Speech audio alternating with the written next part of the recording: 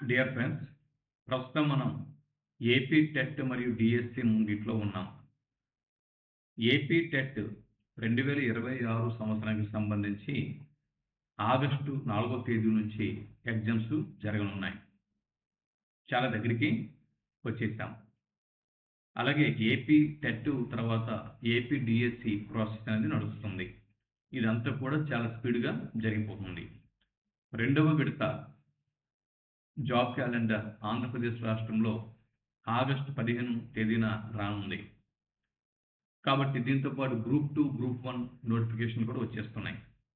నిరుద్యోగ అభ్యర్థులకి ఇది ఒక పండగ వాతావరణం అని చెప్పొచ్చు.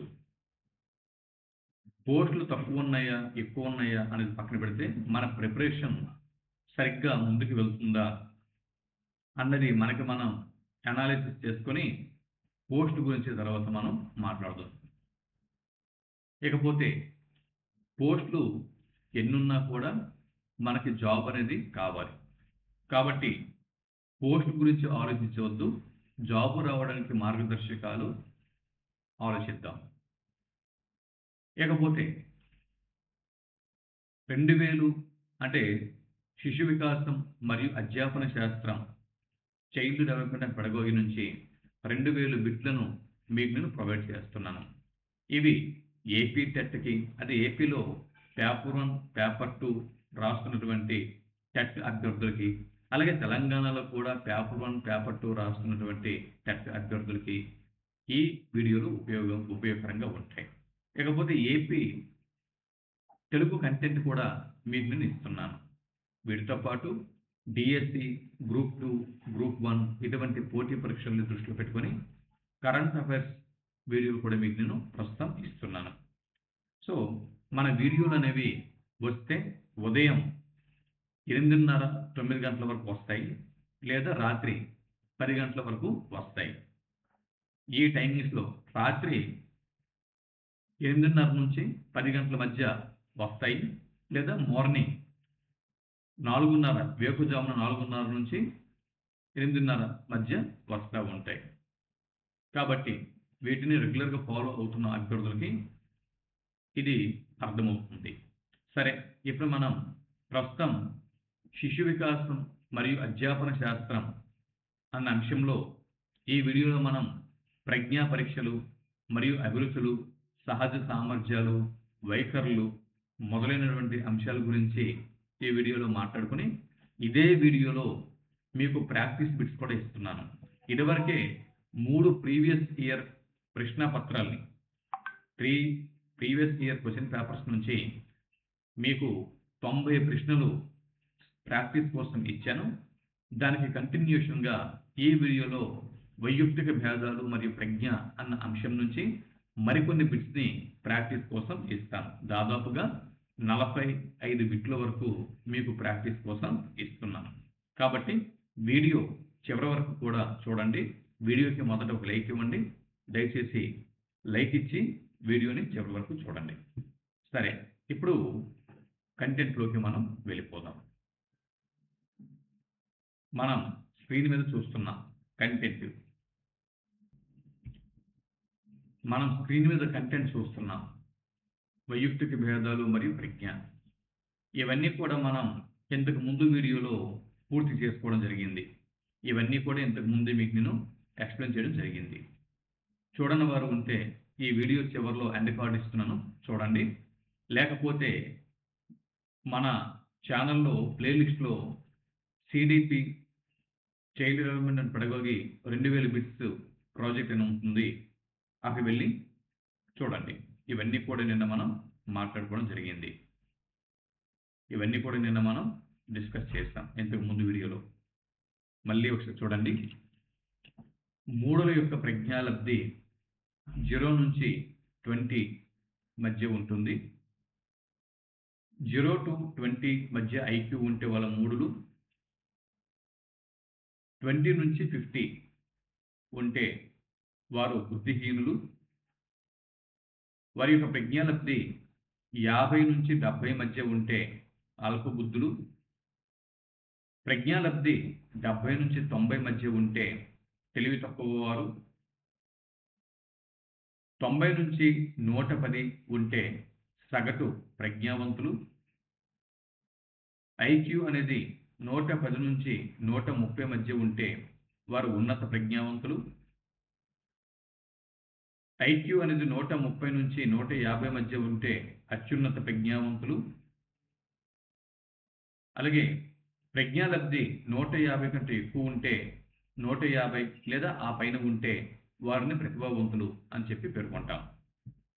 ఇంతవరకు ఇంతకు ముందు వీడియోలో మనం మాట్లాడుకోవడం అనేది జరిగింది. ఇప్పుడు దాన్ని కంటిన్యూ చేస్తున్నాం. ప్రజ్ఞా పరీక్షలు మొత్తం ఎన్ని రకాలు? ప్రజ్ఞా పరీక్షలు మొత్తం 4 రకాలండి. ప్రజ్ఞా పరీక్షలు అనేవి మొత్తం 4 రకాలు.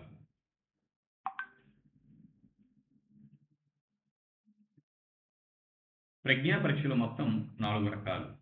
అవి మొదటి రకం శాబ్దిక మరియు అశాబ్దిక పరీక్షలు.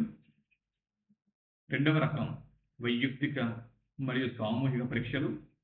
మూడవ రకం పేపర్ పెన్సిల్ మరియు నిష్పాదన పరీక్షలు. శక్తి మరియు వేగ పరీక్షలు. ఈ విధంగా ప్రజ్ఞా పరీక్షలు మొత్తం 4 రకాలు అన్న విషయం మీరు గుర్తుపెట్టుకోవాలి. శాబ్దిక, అశాబ్దిక. సౌండ్ బట్టి 2, శాబ్దిక, అశాబ్దిక. పర్సన్స్ బట్టి ఇండివిజువల్ అండ్ గ్రూపు, వైయక్తిక అండ్ సామూహికం. అలాగే పేపర్ పెన్సిల్, నిష్పాదన, శక్తి, వేగం. ఇవి శాబ్దిక, అశాబ్దిక, వైయక్తిక, సామూహిక, పేపర్ పెన్సిల్, నిష్పాదన, శక్తి, వేగ. ఈ విధంగా 4 రకాల పరీక్షలు ప్రజ్ఞా పరీక్షలు. వీటిలో ఇప్పుడు మనం శాబ్దిక పరీక్షలు అలాగే అశాబ్దిక పరీక్షలు వీటి గురించి పరిశీలన చేద్దాం. ముందు శాబ్దిక పరీక్షల్లోకి వెళ్దాం. ఆర్మీ జనరల్ క్లాసిఫికేషన్ పరీక్షలు ఏవైతే ఉన్నాయో ఈ ఆర్మీ జనరల్ క్లాసిఫికేషన్ పరీక్షలు శాబ్దిక పరీక్షలు పరిధిలోకి వస్తాయి. శాబ్దిక పరీక్షలు పరిధిలోకి వస్తాయి. ఏవి? ఆర్మీ జనరల్ క్లాసిఫికేషన్ పరీక్షలు. తర్వాత బినే సైమన్ ప్రజ్ఞా పరీక్షలు. బినే సైమన్ ప్రజ్ఞా పరీక్షలు ఇవి కూడా శాబ్దిక పరీక్షల్లోకి వస్తాయి. ఆర్మీ ఆల్ఫా పరీక్షలు ఇవి కూడా శాబ్దిక పరీక్షల్లోకి వస్తాయి. శాబ్దిక పరీక్షల్లోకి వచ్చే పరీక్షలు ఏవండి? ఆర్మీ అనేటటువంటి 2 పరీక్షలు కూడా. ఆర్మీ పేరు మీద ఉన్నటువంటి జనరల్ పరీక్ష, ఆల్ఫా పరీక్ష. Army general, army alpha. ఈ 2 పరీక్షలు కూడా ఆర్మీ జనరల్ మరియు ఆర్మీ ఆల్ఫా ఈ 2 కూడా శాబ్దిక పరీక్షలకు వస్తాయి. అలాగే బినే సైమన్ ప్రజ్ఞా పరీక్షలు. సో ఆర్మీలో 2, army general, army alpha plus బినే Simon. ఈ పరీక్షలన్నీ కూడా శాబ్దిక పరీక్షల్లోకి వస్తాయి. ఈ పరీక్షలు శాబ్దిక పరీక్షలు అనేవి అక్షరాస్యుల కోసం ఉద్దేశింపబడినవి అనే విషయం ఇక్కడ మనం గుర్తుపెట్టుకోవాలి. ఈ శాబ్దిక పరీక్షలకి జవాబులు ఇవ్వటానికి భాషా జ్ఞానం మరియు గణితంలో జ్ఞానం అవసరం. మ్యాథమెటిక్స్ అండ్ లాంగ్వేజ్ ఈ మ్యాథమెటిక్స్లోను లాంగ్వేజ్లోను జ్ఞానం తప్పనిసరిగా ఉండాలి. ఇవి శాబ్దిక పరీక్షలు. ఇప్పుడు అశాబ్దిక పరీక్షల్లోకి వస్తాం. అశాబ్దిక పరీక్షలు ప్రజ్ఞా పరీక్షల్లో మొదటి రకంలోన శాబ్దిక మరియు అశాబ్దిక అని చెప్పుకున్నాం కదా. ఇప్పుడు శాబ్దిక అయింది అశాబ్దిక పరీక్షలు. ఈ అశాబ్దిక పరీక్షలు సాధారణంగా చదువు రాని వారి కోసం ఉద్దేశింపబడినవి అయినప్పటికీ చదువుకున్న వారికి, చదువు రాని వారికి ఉభయులకు వీటిని నిర్వహించవచ్చు. చూడండి, ఇక్కడ భాటీయ ప్రజ్ఞామాపని అశాబ్దిక పరీక్షల్లోకి వస్తుంది. భాటీయ ప్రజ్ఞామాపని, భాటీయ ప్రజ్ఞామాపని మరియు ఆర్మీలోని బీటు పరీక్ష. ఆర్మీలో బీటు పరీక్ష మాత్రం అశాబ్దిక పరీక్షల్లోకి వస్తుంది. ఆర్మీ జనరల్, ఆర్మీ ఆల్ఫా ఈ రెండు శాబ్దిక పరీక్షల పరిధిలోకి వస్తాయి. ఆర్మీ B2 మరియు భాటీయ ప్రజ్ఞామాపిని ఈ రెండు అశాబ్దిక పరీక్షల్లోకి వస్తాయి. అశాబ్దిక పరీక్షలు సాధారణంగా చదువు రాని వారి కోసం ఉద్దేశింపబడినవి అయినప్పటికీ ఇవి చదువు రాని వారికి, చదువుకున్న వారికి ఉభయులకి కూడా వీటిని నిర్వహించవచ్చు. ఇప్పుడు మనం ప్రజ్ఞా పరీక్షల్లో శాబ్దిక, అశాబ్దిక పరీక్షల గురించి మనం మాట్లాడుకోవడం జరిగింది. ఇప్పుడు ప్రజ్ఞా పరీక్షలో రెండవ రకం వైయక్తిక మరియు సామూహిక పరీక్షలు. వైయక్తిక మరియు సామూహిక పరీక్షలు ఒకసారి అంటే ఇందులో వైయక్తిక పరీక్షల గురించి పరిశీలన చేస్తే వైయక్తికము అంటేనే ఇండివిజువల్, పర్సనల్. కాబట్టి ఒకసారి ఒక వ్యక్తిని మాత్రమే పరీక్షించడానికి వీలు గల పరీక్షలు వైయక్తిక పరీక్షలు. దీని గురించి పెద్దగా కష్టపడాల్సిన అవసరం లేదు. ఇకపోతే ఇక్కడ చూడండి, స్టాన్ఫర్డ్ బినే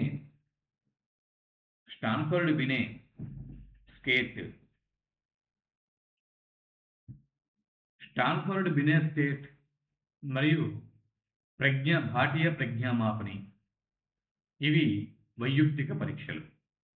భాటీయ ప్రజ్ఞామాపిని అశాబ్దిక పరీక్షలకు వచ్చింది. అశాబ్దిక పరీక్షల్లో కూడా భాటీయ ప్రజ్ఞామాపిని ఉపయోగిస్తారు. అలాగే వైయక్తిక పరీక్షల్లో కూడా భాటీయ ప్రజ్ఞామాపిని ఉపయోగిస్తారు. స్టాన్ఫర్డ్ బినే స్టేట్ అనేది ఒక వైయక్తిక పరీక్షల దగ్గర వచ్చింది, గమనించవచ్చు. ఇప్పుడు సామూహిక పరీక్షల విషయంకి వస్తే ఇది గ్రూప్ ఎగ్జామ్స్ అనేటివి. ఒకేసారి ఒకరికన్నా ఎక్కువ మందిపై ప్రయోగించే పరీక్షలు సామూహిక పరీక్షలు. రాబిన్ స్టాండర్డ్ ప్రోగ్రెసివ్ మాట్రిసెస్ పరీక్ష సామూహిక పరీక్ష. ఇది చూడొచ్చు, రాబిన్. ఇదంతా మీకు అనవసరం అండి, ఇవన్నీ మీకు అనవసరం. స్టాండర్డ్స్, ప్రోగ్రెసివ్, మాట్రిసెస్ ఇవన్నీ మనకి అనవసరం. రాబిన్ అన్న పేరు ఉంటే ఇది సామూహిక పరీక్ష. అలాగే ఆర్మీ జనరల్ క్లాసిఫికేషన్ ఇందాక శాబ్దిక పరీక్ష అని చెప్పుకున్నాం. సో ఇప్పుడు ఆర్మీ జనరల్ క్లాసిఫికేషన్ అనేది శాబ్దిక మరియు సామూహిక పరీక్షలకు సంబంధించినది అనే విషయం ఇక్కడ మనకి అర్థమవుతుంది. శాబ్దిక మరియు సామూహిక పరీక్షలకు సంబంధించినది ఆర్మీ జనరల్ క్లాసిఫికేషన్. సో ఇక్కడ రాబిన్స్ స్టాండర్డ్ ప్రోగ్రెసివ్ మాట్రిసెస్ పరీక్ష, ఆర్మీ జనరల్ క్లాసిఫికేషన్ పరీక్ష ఈ రెండు సామూహిక పరీక్షలకి ఉదాహరణ అన్న విషయం ఇక్కడ మనం గుర్తుపెట్టుకోవాలి. మొదటి పాయింట్ మీరు చూసినా చూడకపోయినా నో ప్రాబ్లం, ఇది మీకు అర్థమైపోతుంది. కానీ ఇక్కడ రాబిన్స్ స్టాండర్డ్ ప్రోగ్రెసివ్ మాట్రిసెస్ పరీక్ష దేనిలో ఉపయోగిస్తారు అన్నప్పుడు సామూహిక పరీక్షలో ఉపయోగిస్తారన్న విషయం గుర్తుపెట్టుకోవాలి. ఇక ఆర్మీ జనరల్ క్లాసిఫికేషన్ పరీక్ష అన్నప్పుడు ఇది శాబ్దిక పరీక్షలకు ఉపయోగిస్తారు, అలాగే సామూహిక పరీక్షలు కూడా ఉపయోగిస్తారు అనే విషయం మనకి ఇక్కడ తెలిసి ఉండాలి. ఇకపోతే పేపర్ పెన్సిల్ పరీక్షలు.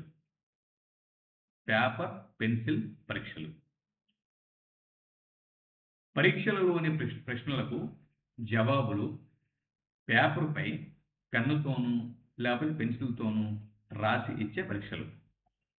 ఇంతకుముందు మనకి ఓఎంఆర్ షీట్లలో అంటే CBT రాకముందు ఉండేవి పేపర్ పెన్సిల్ పరీక్షలు కదా.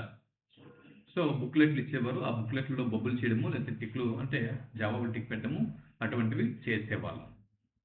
పేపర్ పెన్సిల్ పరీక్షలు అన్ని పోటీ పరీక్షలు కూడా పేపర్ పెన్సిల్ పరీక్షలు ఒకప్పుడు. ఇప్పుడు స్కూళ్ళలో కండక్ట్ చేస్తున్నారు అకాడమిక్ ఎగ్జామ్స్.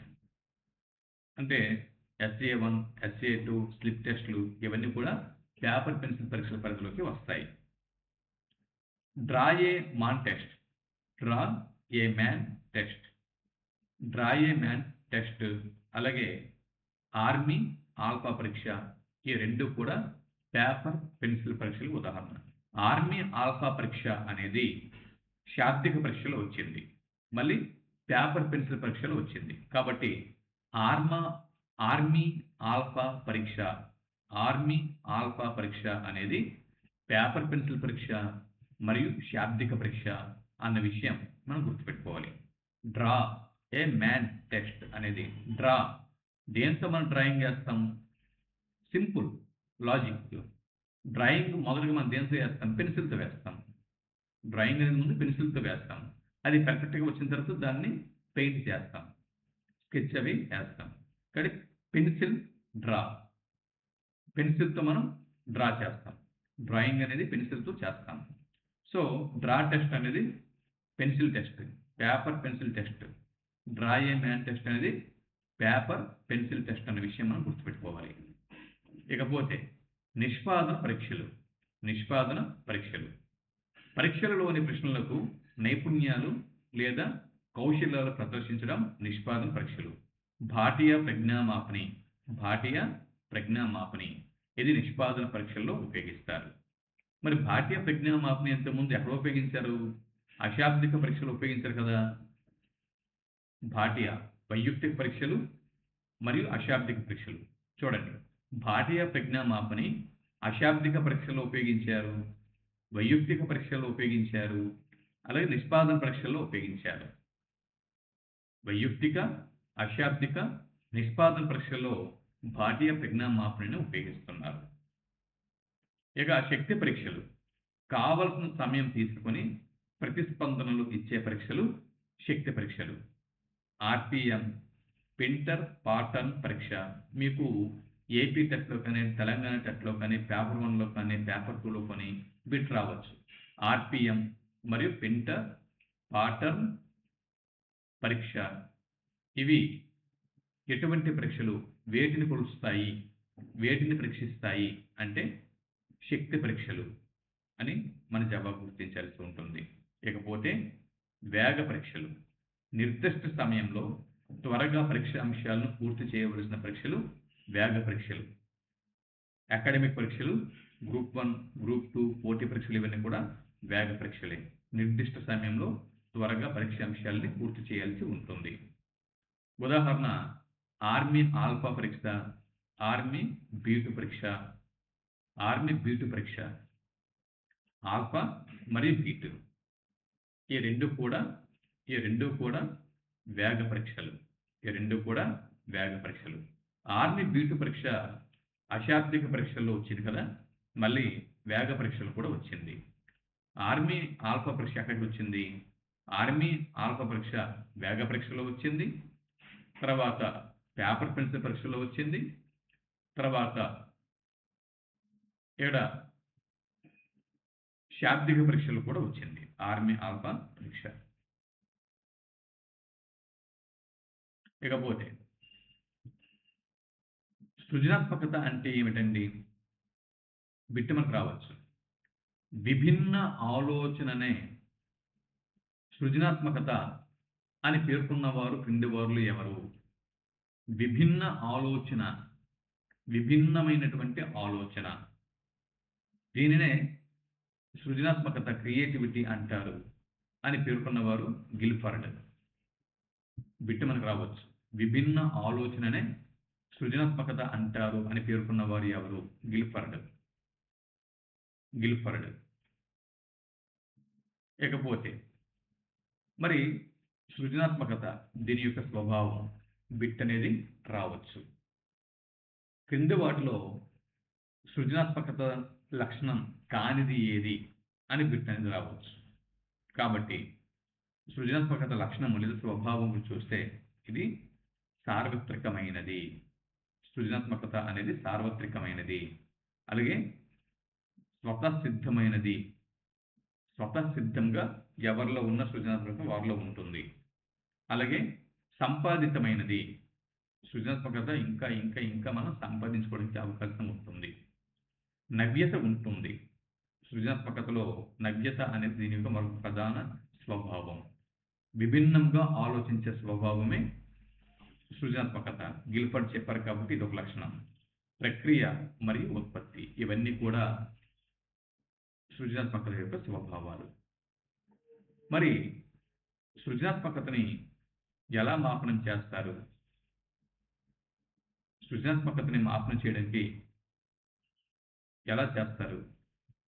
దీనికోసం పరిశీలన పద్ధతి, కృత్యాధార పద్ధతులు ఉపయోగిస్తారు. బిట్ మనకి ఏపీ టెట్లో కానీ, తెలంగాణ టెట్లో కానీ, పేపర్ 1లో కానీ, పేపర్ 2లో కానీ, డిఎస్సిలో కానీ రావచ్చు. పరిశీలన పద్ధతి, కృత్యాధార పద్ధతి, ఈ 2 పద్ధతులని దేనిని అంచనా వేయటానికి లేదా మాపనం చేయటానికి ఉపయోగిస్తారు అని బిట్టు వస్తే సృజనాత్మకత అని జవాబు గుర్తించాల్సి ఉంటుంది. లేదా సృజనాత్మకతను అంచనా వేసేటటువంటి పద్ధతులు కింది వాటిలో ఏవి అని బిట్టు వస్తే వాటి పరిశీలన పద్ధతి, 2 కృత్యాధార పద్ధతి. పాల్ టోరన్స్ ఎవరండి? Paul Torrance Minnesota test of creative thinking అనే పరీక్షను తయారు చేశాడు. బిట్టు మనకు రావచ్చు. Minnesota test of creative thinking, Minnesota test of creative thinking అనేటటువంటి పరీక్షను ఎవరు తయారు చేశారు అని బిట్టు వస్తే పాల్ టోరన్స్. ఈ Minnesota test of creative thinking అనే పరీక్ష దేన్ని మాపనం చేస్తుంది అని బిట్టు అడిగితే సృజనాత్మకతను పరీక్షిస్తుంది అని జవాబు గుర్తించాల్సి ఉంటుంది. సృజనాత్మకతను పరిశీలన చేసేందుకు అంటే మాపనం చేసేందుకు ఉన్న పద్ధతులు ఏవి? పరిశీలన పద్ధతి, కృత్యాధార పద్ధతి. మరి పాల్ టోరన్స్ ప్రవేశపెట్టినటువంటి Minnesota test of creative thinking అనే పరీక్షను ఎవరు తయారు చేశారు? పాల్ టోరన్స్ తయారు చేశారు. ఇందులో ఎన్ని రకాల పరీక్షలు ఉంటాయి? 10 రకాల పరీక్షలు ఉంటాయి. పాల్ టోరన్స్ ప్రవేశపెట్టిన Minnesota test of creative thinking అనే పరీక్షలో 10 రకాల పరీక్షలు ఉంటాయి. ఈ 10 రకాల పరీక్షలు 4 రకాల స్కోరింగ్లను వెల్లడిస్తాయి. అవి ధారలత, సరళత, స్వభావ సిద్ధత, నవ్యత. ఇది ఒకసారి మీరు జాగ్రత్తగా చూసుకోండి. ఇకపోతే థింకింగ్ ఆలోచన, స్మృతి చిహ్నాలు, భావనలు, ఊహారూపాలు. చూడండి, స్మృతి చిహ్నాలు, భావనలు, ఊహారూపాలు. స్మృతి చిహ్నాలు, భావనలు, ఊహారూపాలు. వీటి ద్వారా జరిగే అంతర్గత సమస్య పరిష్కారంనే ఆలోచన అంటారు అని పేర్కొన్న వారు ఎవరు? జవాబు ఎన్ఎల్ మన్. బిట్ అనేది రావచ్చు, చూసుకోండి. స్మృతి చిహ్నాలు, భావనలు, ఊహలు అంటే ఊహారూపాల ద్వారా జరిగే అంతర్గత సమస్య పరిష్కారాన్ని ఏమంటారు అని బిట్టు వస్తే ఆలోచన అని జవాబు గుర్తించాల్సి ఉంటుంది. లేదా అవేవి కాకుండా డైరెక్ట్ సింపుల్గా అంతర్గత సమస్య పరిష్కారాన్ని ఏమంటారు అని బిట్టు వస్తే ఆలోచన అంటారు అని జవాబు గుర్తించాలి. అలా పేర్కొన్న వారు ఎవరు అని బిట్టు వస్తే ఎన్ఎల్ మన్ అని గుర్తించాలి. అంతర్గత సమస్య పరిష్కారం కోసం ఆలోచనని వేటి ద్వారా జరుపుతారంటే స్మృతి చిహ్నాలు, భావనలు, ఊహారూపాలు. మరి ఈ ఆలోచన రకాలు: 1 మూర్త ఆలోచన లేదా ప్రత్యక్ష ఆలోచన.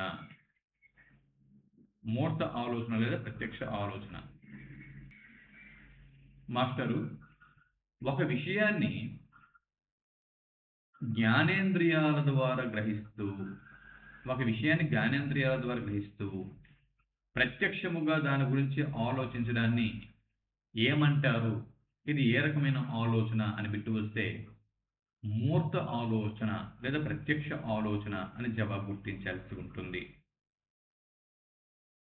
అంటే ఏదైనా ఒక వస్తువుని, అది బెంచి అవ్వచ్చు, మొక్కలు అవ్వచ్చు, చుక్కలు అవ్వచ్చు, సూర్యుడు అవ్వచ్చు, లేదా ఏదైనా ఎదురుగా ఉండేటువంటి ఒక మనిషి అవ్వచ్చు. ఈ విధంగా ఏదైనా కూడా కళ్ళ ముందు, మన కన్నులకి ముందు ప్రత్యక్షముగా ఉండేటటువంటి వాటిని జ్ఞానేంద్రియాల ద్వారా గ్రహిస్తూ ప్రత్యక్షంగా దాని గురించి ఆలోచించడమే మూర్త ఆలోచన లేదా ప్రత్యక్ష ఆలోచన. ఇకపోతే ఆలోచనలు ఒక రకం మూర్త ఆలోచన. ఆలోచనలో 2 రకం అమూర్త ఆలోచన. ఈ అమూర్త ఆలోచననే భావనాత్మక ఆలోచన అని కూడా అంటారు. అంటే వస్తువు ఎదురుగా లేకపోయినా దాని గురించి చేసే ఆలోచన నిరాకారమైన విషయాల గురించి ఆలోచించడం. అంటే నిరాకారం అంటే ఆకారం లేకపోవటం, ఆకారం లోపించినవి.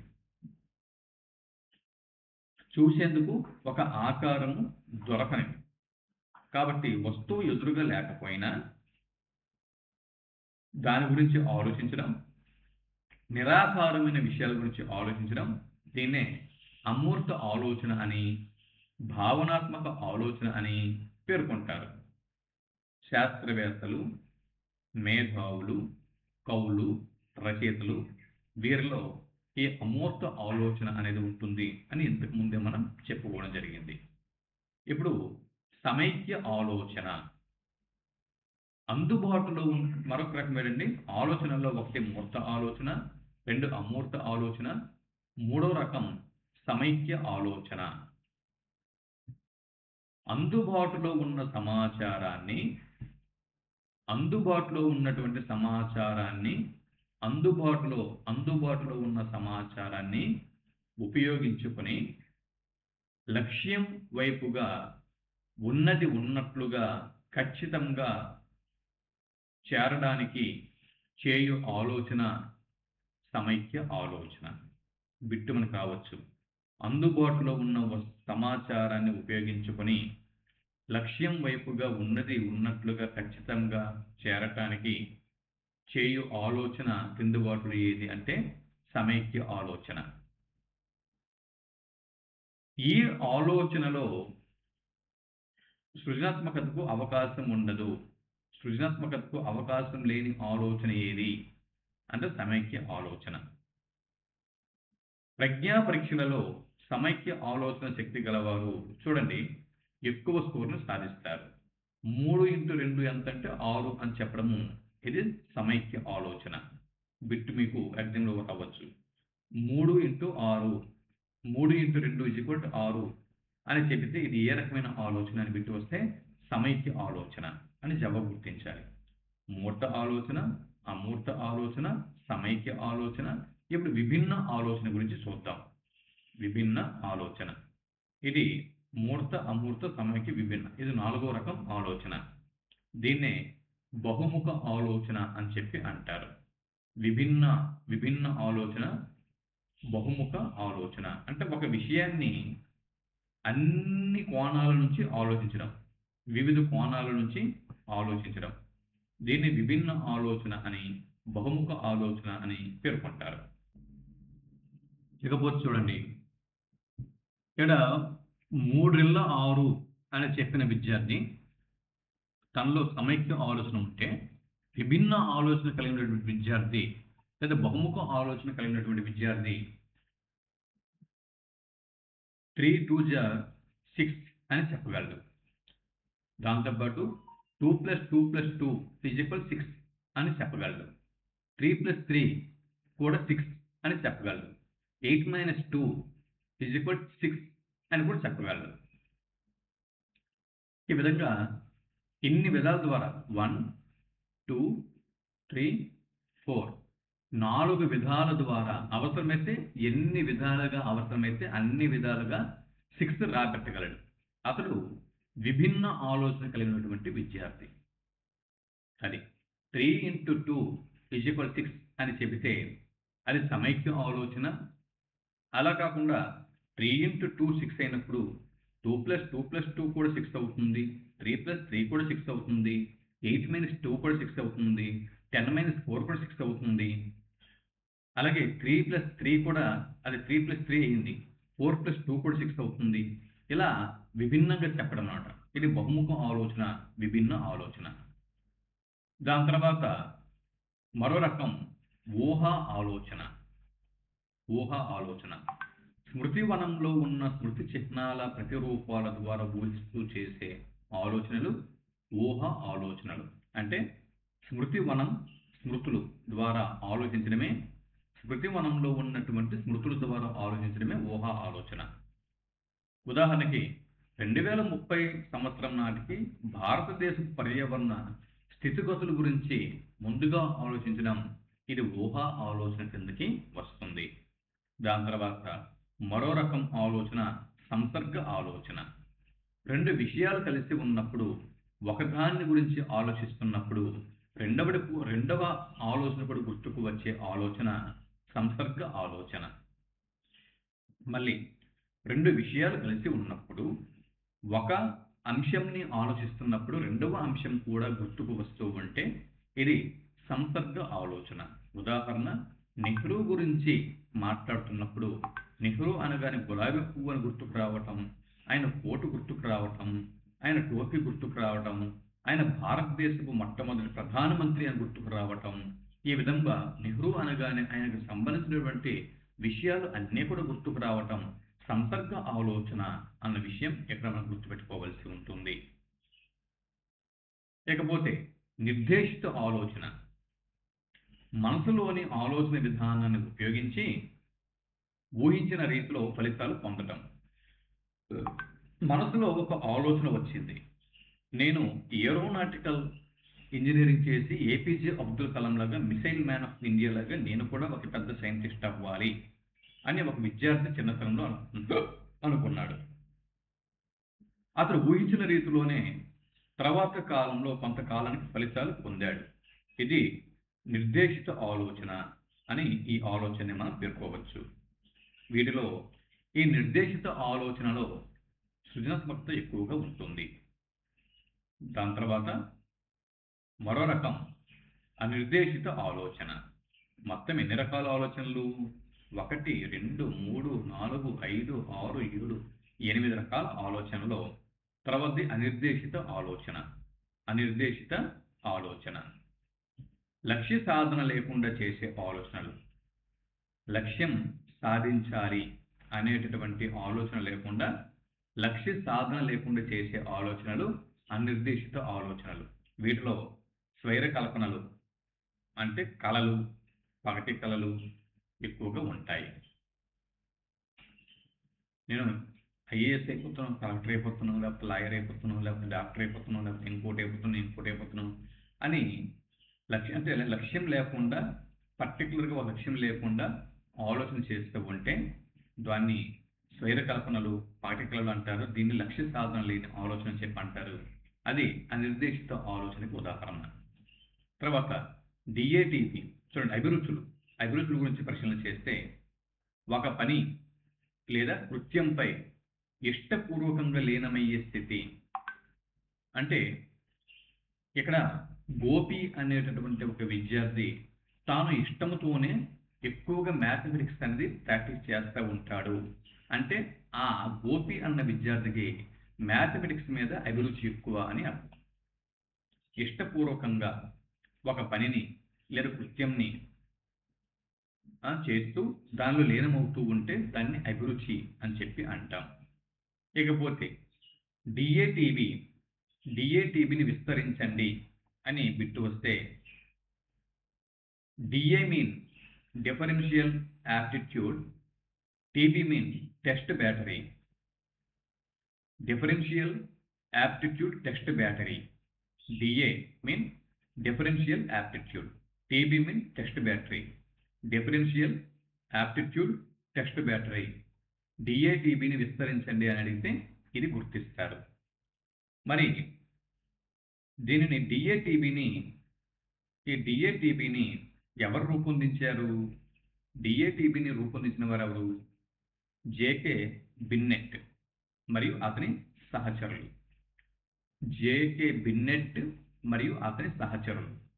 డిఏటిబిని రూపొందించిన వారు ఎవరండి? మళ్ళీ ఎందుకు అడుగుతున్నానంటే, ఎందుకు చెప్తున్నానంటే ఇక్కడ పరీక్షల్లో బిట్టు మిస్ అవ్వకూడదు. జేకే బిన్నెట్ మరియు అతని సహచరులు రూపొందించారు. దీనిలో 8 రకాల సహజ సామర్థ్యాలు ఉంటాయి. అయితే ఈ డిఏటిబిని జేకే బిన్నెట్ అతని సహచరులు థర్స్టన్ ప్రాథమిక శక్తుల సిద్ధాంతం ఆధారంగా రూపొందించారు. థర్స్టన్ చూడండి ఇక్కడ థర్స్టన్ స్పెల్లింగ్ తప్పడిందండి. థర్స్టన్ ప్రాథమిక శక్తుల సిద్ధాంతం. బిట్టు మనకు రావచ్చు. ప్రాథమిక శక్తుల సిద్ధాంతాన్ని ప్రవేశపెట్టిన వారు ఎవరు? థర్స్టన్. ప్రాథమిక శక్తుల సిద్ధాంతం అనగానే థర్స్టన్ ప్రాథమిక శక్తుల సిద్ధాంతం ఆధారంగా డిఏటిబి రూపొందించబడింది. ఎవరు రూపొందించారు? జేకే బిన్నెట్, అతని సహచరులు. 8 రకాల సహజ సామర్థ్య పరీక్షలు ఇందులో ఉంటాయి. శాబ్దిక వివేచనం, అమూర్త వివేచనం, స్థాన సంబంధాలు, దాంతోపాటు ఇంకా స్థాన సంబంధాలు, తర్వాత సుఖ్యాత్మ సామర్థ్యం, క్లరికల్ వేగం, ఖచ్చితత్వము, యాంత్రిక వివేచనం, భాషా వాడుక స్పెల్లింగ్, భాషా వాడుక వ్యాకరణం. ఇవి ఒకసారి మీరు చూసుకోండి. ఇవి ఒకసారి వీడియో లాంగ్ అవుతుంది కాబట్టి కొంచెం స్పీడ్ పెంచుతున్నాను. ఒకసారి ఈ 8 అంశాలు మీరు చూసుకోవచ్చు. ఇకపోతే దాని తర్వాత మనం చెప్పుకోవాల్సినవి వైఖరులు. ఒక పరిస్థితి పట్ల కానీ, వ్యక్తి పట్ల కానీ, విషయం పట్ల కానీ, వస్తువుల పట్ల కానీ పొందికగా ప్రతిస్పందించడానికి ఉండే సంసిద్ధతనే వైఖరి అని చెప్పి అంటారు అని నిర్వచించిన వారు ఎవరు? జవాబు ఫ్రీమన్. సంసిద్ధత ప్రతిస్పందించడానికి ఉండేటటువంటి సంసిద్ధత. ఇవన్నీ మనకు అవసరం అండి. ప్రతిస్పందించడానికి ఉండే సంసిద్ధతనే వైఖరి అంటారు అని నిర్వచించిన వారు ఎవరు? ఇది గుర్తుపెట్టుకోండి. ఇవన్నీ మనకు అనవసరం. ప్రతిస్పందించటానికి ఉండే సంసిద్ధతని వైఖరి అంటారు అని ఫ్రీమన్ నిర్వచించాడు. చూడండి, వైఖరి మాపనలు, వైఖరి యొక్క మాపనలు ఇక్కడ ఉన్నాయి చూడండి. ఇవన్నీ వైఖరి మాపనలే. Equal, appearing, interval scale, cumulative scale, summative rating scale, social distance scale, సాంఘిక మితి, ఇవన్నీ కూడా వైఖరి మాపనలే. మరి ఈక్వల్, అపియరింగ్, ఇంటర్వెల్ స్కేల్ని థర్స్టన్ రూపొందించాడు. స్పెల్లింగ్ మళ్ళీ మిస్టేక్ పడింది. థర్స్టన్ రూపొందించాడు. క్యూములేటివ్ స్కేల్ని గట్మన్ రూపొందించాడు. సమ్మేటివ్ రేటింగ్ స్కేల్ని లైకర్ట్ రూపొందించాడు. సోషల్ డిస్టెన్స్ స్కేల్ని బోగార్డస్ రూపొందించాడు. సాంఘిక మితి జేఎల్ మోరెను రూపొందించాడు. మ్యాథ్స్ ద ఫాలోయింగ్ రూపంలో అడగవచ్చు. ఇవి ఒకసారి చూసుకోండి. జతపరచండి అని చెప్పి అడగవచ్చు. వీడియో లెంత్ ఎక్కువ అవుతుంది కాబట్టి నేను కొంచెం స్పీడ్ పెంచుతున్నాను. ఒకసారి చూసుకోండి మీరు. ఇకపోతే వీటి మీద ప్రాక్టీస్ బిట్స్ ఇచ్చాను చూడండి. ఎంతవరకు మనం చెప్పుకున్నటువంటి అంశాల మీద ప్రాక్టీస్ బిట్స్ కూడా ఉన్నాయి. సహస్ర బాగా డ్యాన్స్ చేయగలిగినంతగా బాగా పాడలేదు. ఇది ఏ వయోక్తిక భేదం? జవాబు వ్యక్తి అంతర్గత భేదం. సహస్ర బాగా డ్యాన్స్ చేయగలదు, కానీ అంతే బాగా పాటలు పాడలేదు. ఇది వ్యక్తిలో ఉండేటటువంటి అంతర్గత భేదం. వైయక్తిక భేదాలపై శాస్త్రీయ అధ్యయనం జరిపి మానవ మితి పరిశోధనశాలను స్థాపించిన వారు ఎవరు? జవాబు గాల్టన్. వైయక్తిక భేదాలపై గాల్టన్ రచించిన గ్రంథం ఏది? వైయక్తిక భేదాలపై గాల్టన్ రచించిన గ్రంథం ఏది అని బిట్టు వస్తే enquiry into human faculty and its development అన్న గ్రంథాన్ని గాల్టన్ రచించాడు. బిట్టు మరోసారి జాగ్రత్త. వైయక్తిక భేదాలపై గాల్టన్ రచించిన గ్రంథం ఏది? Enquiry into human faculty and its development. ఈ గ్రంథ రచయిత గాల్టన్. ప్రజ్ఞామాపన ఉద్యమ పితామహుడు ఎవరు? బినే. ప్రజ్ఞాలబ్ధి భావనను ప్రవేశపెట్టిన వారు ఎవరు? ప్రజ్ఞాలబ్ధి భావనను ప్రవేశపెట్టిన వారు విలియం స్టెర్న్. మానసిక వయస్సు భావనను ప్రవేశపెట్టిన వారు ఎవరు? బినే. ప్రజ్ఞాలబ్ధి సూత్రం ఏది? IQ = MA/CA × 100. మానసిక వయస్సు బై శారీరక వయస్సు × 100. ఒక విద్యార్థి మానసిక వయస్సు 10 సంవత్సరాలు, శారీరక వయస్సు 8 సంవత్సరాలు అయినా ఆ విద్యార్థి యొక్క ప్రజ్ఞాలబ్ధి ఎంత?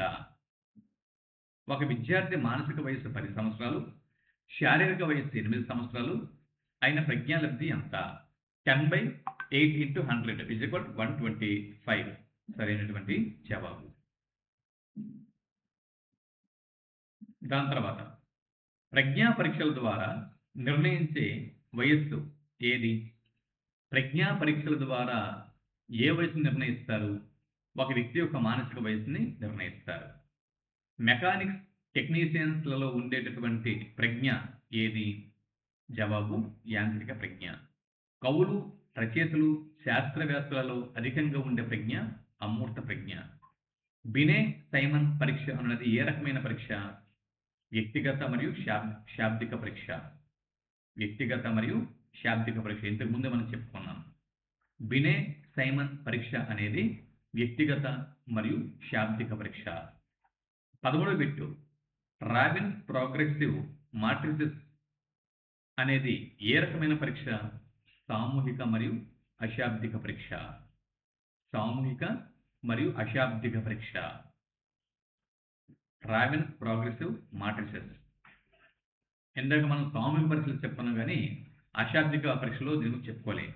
రాబిన్ ప్రోగ్రెసివ్ మాట్రిసెస్ అనేది సామూహిక అండ్ అశాబ్దిక పరీక్ష. ఆర్మీ ఆల్ఫా పరీక్ష గురించి ఇంతకు ముందు ఎక్కడెక్కడ చెప్పుకున్నాం? సామూహిక పరీక్షలు చెప్పుకున్నాం, శాబ్దిక పరీక్షలు చెప్పుకున్నాం, పేపర్ పెన్సిల్ పరీక్షలు చెప్పుకున్నాం, వేగ పరీక్షలు కూడా చెప్పుకున్నాం. ఆర్మీ ఆల్ఫా పరీక్ష అనేది సామూహిక, శాబ్దిక, పేపర్ పెన్సిల్, వేగ పరీక్షల్లో దీన్ని ఉపయోగిస్తారు.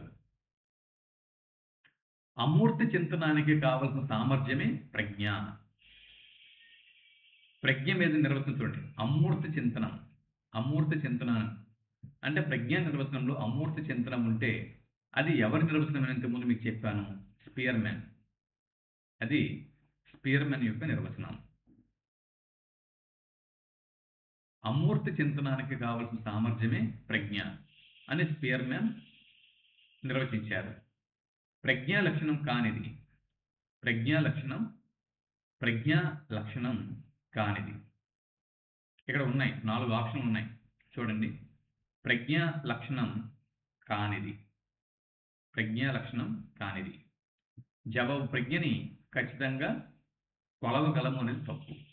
మాపనం చేయలేము, అంచనా వేయవచ్చు కానీ ఖచ్చితంగా కొలవలేము. 17 ఎబిలిటీస్ ఆఫ్ మ్యాన్ గ్రంథకర్త ఎవరు? ఎబిలిటీస్ ఆఫ్ మ్యాన్ గ్రంథకర్త ఎవరు? జవాబు స్పియర్మన్. ఎబిలిటీస్ ఆఫ్ మ్యాన్ గ్రంథకర్త స్పియర్మన్. సిఏవిడి పరీక్ష. సిఏవిడి ప్రజ్ఞా పరీక్షను ఎవరు రూపొందించారు? బిట్టు వస్తే థారండైక్ అని జవాబు గుర్తించాల్సి ఉంటుంది. సిఏవిడి ప్రజ్ఞా పరీక్షని రూపొందించిన వారు థారండైక్. ప్రజ్ఞా స్వరూప సిద్ధాంతంలోని ప్రచాలకాలలో గల అంశం? జవాబు స్మృతి. చిత్రాల ద్వారా ఆలోచించే వారిలో గల ప్రజ్ఞ ప్రాదేశిక ప్రజ్ఞ. అల్పబుద్ధుల ప్రజ్ఞాలబ్ధి 50 నుంచి 70. జనాభాలో సగటు ప్రజ్ఞావంతుల శాతం 48%. WISC ప్రజ్ఞా పరీక్ష ఏ వయస్సు వారికి ఉద్దేశించినది? 5 నుంచి 15 సంవత్సరాలు వయస్సు ఉన్న వారికి ఉద్దేశింపబడినది. 24వ బిట్టు సృజనాత్మకత గల వారిలో గల ఆలోచన విభిన్న ఆలోచన. సృజనాత్మకత గల వారిలో విభిన్న ఆలోచన అనేది ఉంటుంది. 2 విషయాలు కలిసి ఉన్నప్పుడు ఒక దానిని గురించి ఆలోచించినప్పుడు రెండవది కూడా గుర్తుకు రావటం. ఎందుకు చెప్పాం? నెహ్రూ, గులాబీ పువ్వు, ఓటు అని. సంసర్గ ఆలోచన. మానవ మనుగడకు మూలం మన ఆలోచన విధానం. మానవ మనుగడకు మూలం మన ఆలోచన. మానవ మనుగడకు మూలం మన ఆలోచన అని పేర్కొన్నవాడు డెకార్ట్. ప్రత్యేక సందర్భాల నుంచి ప్రారంభమై సాధారణ విషయాల వైపు ప్రయాణించే వివేచన ఎటువంటి వివేచన? ప్రత్యేక సందర్భాల నుంచి ప్రారంభమై సాధారణ విషయాల వైపు ప్రయాణిస్తూ ఉంటే అది ఆగమన వివేచన. ఒక వ్యక్తి తన ఆలోచనల గురించి ఆలోచించడాన్ని స్వబుద్ధి అని చెప్పి అంటారు. సృజనాత్మకత స్వభావం కానిది ఇంతకు ముందే మనం చెప్పుకున్నాం. ఇది సృజనాత్మకత సార్వత్రికమైనది, నవ్యతతో కూడినది, విభిన్న ఆలోచనలు ఉంటాయి, పరిమితమైనది మాత్రం కాదు. కాబట్టి ఇది సరైనటువంటి జవాబు. అంటే సృజనాత్మకత యొక్క స్వభావం కానిది అన్నాం కాబట్టి ఇది దాని యొక్క స్వభావం కాదు. మిగిలిన 3 సృజనాత్మకత యొక్క స్వభావాలు. సృజనాత్మకత ప్రక్రియ వరుస దశలు: సన్నాహ దశ, గుప్త స్థితి దశ, అంతర్దృష్టి దశ, నిరూపణ దశ. వీటిని జాగ్రత్తగా గుర్తుపెట్టుకోండి. ప్రజ్ఞతో పాటు అనుబంధంగా ఉండి వ్యక్తి ఏ ఏ రంగాల్లో రాణిస్తాడో తెలియజేసే లక్షణం. ప్రజ్ఞతో పాటు అనుబంధంగా ఉండి వ్యక్తి ఏ ఏ రంగాల్లో రాణిస్తాడో తెలియజేసే లక్షణం. జవాబు సహజ సామర్థ్యం. GATBలో ఉండే పరీక్షలు 12. క్రింది వానిలో పుట్టుకతో ఏర్పడేవి ప్రజ్ఞ మరియు సహజ సామర్థ్యాలు. ప్రజ్ఞ మరియు సహజ సామర్థ్యాలు. దాని తర్వాత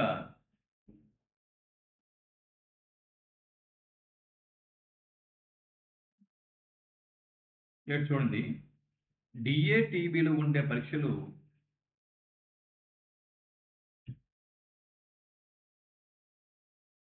GATBలో 12 పరీక్షలు ఉంటాయండి. GATBలో 12 పరీక్షలు ఉంటాయి.